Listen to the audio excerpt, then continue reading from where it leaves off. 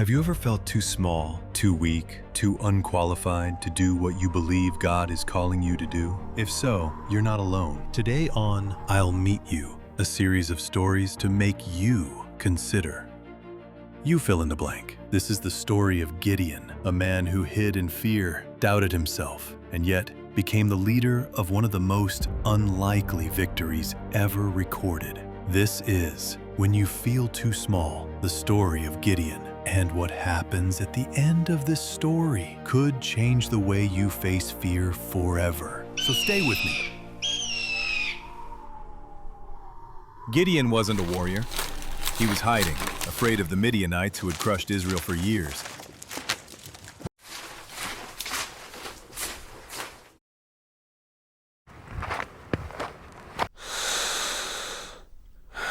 Then, something extraordinary. A heavenly messenger called Gideon. "The Lord is with you, mighty warrior." Me? My clan is the weakest in Manasseh, and I am the least in my family. Go with the strength you have. Am I not sending you? How can I save Israel? I have nothing.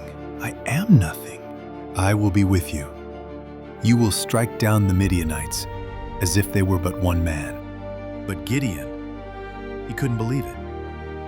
Gideon spoke to the Lord and said, "Lord, if this is truly you speaking to me, show me, please. But if you are with me, then give me a sign, just something."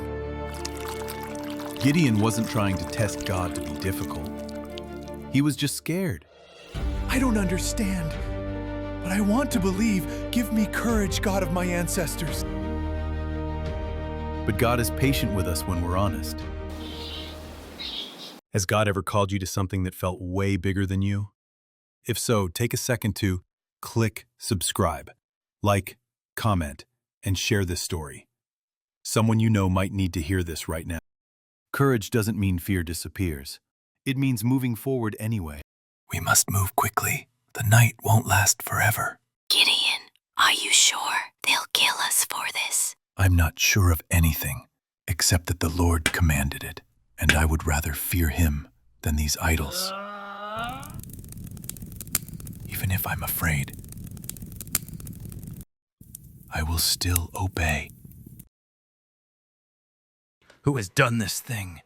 And when they had inquired and asked, they said, "Gideon, the son of Joash, has done this thing." When the people saw the broken altar, they were enraged. They cried out for Gideon's life. But Gideon's father Joash stood firm, reminding them, If Baal was truly a god, let him defend himself. From that day on, Gideon was called Jerubbaal. Let Baal plead against him. It was a name that carried both fear and destiny. And then the Spirit of the Lord came upon Gideon, blew the trumpet, calling warriors from the tribes of Abiezer, Manasseh, Asher, Zebulun, and Naphtali. The call to battle had begun, but God had a different plan. He told Gideon, "The people who are with you are too many for me to give the Midianites into their hands, lest Israel claim glory for itself."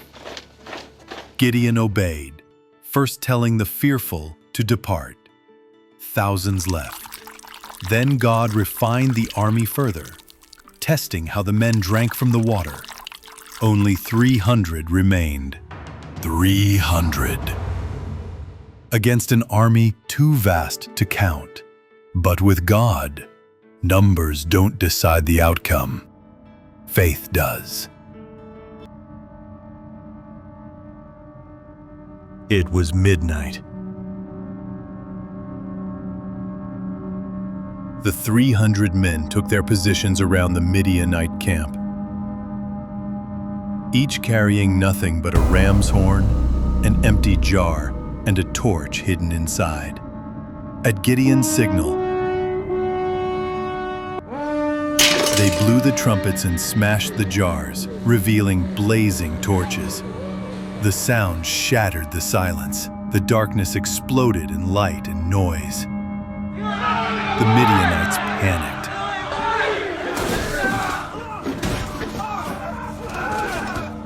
In confusion and fear, they turned on one another with their swords, and the army fled into the night.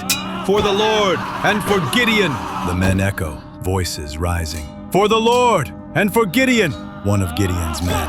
It's working. Look, they're running. The Lord set every man's sword against his companion throughout the whole camp. Not a single sword was raised by Gideon's men. The victory belonged entirely to the Lord. What seemed impossible became inevitable because it was never about the size of the army. It was about the size of their faith.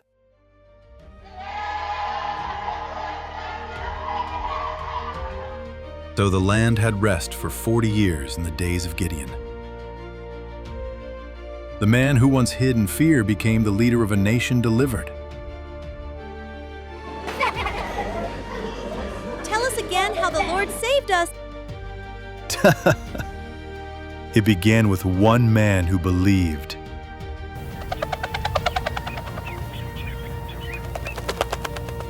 But the victory wasn't because of Gideon's strength. It was because he said yes, even when he felt small. Sometimes the greatest battles are not fought with swords, but with obedience, with faith, with trust in the one who fights for us.